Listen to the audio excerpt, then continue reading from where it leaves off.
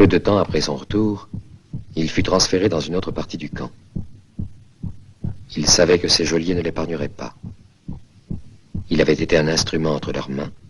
Son image d'enfance avait servi d'appât pour le mettre en condition. Il avait répondu à leur attente et rempli son rôle. Il n'attendait plus que d'être liquidé, avec quelque part en lui le souvenir d'un temps 2 fois vécu. C'est au fond de ses limbes qu'il reçut le message des hommes de l'avenir. Eux aussi voyageaient dans le temps, et plus facilement.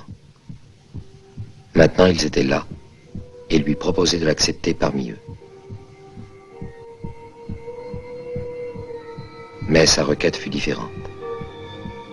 Plutôt que cet avenir pacifié, il demandait qu'on lui rende le monde de son enfance et cette femme qu'il attendait peut-être.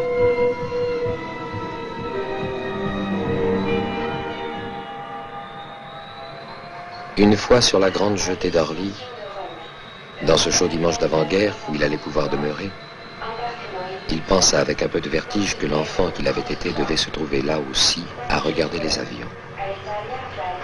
Mais il chercha d'abord le visage d'une femme au bout de la jetée.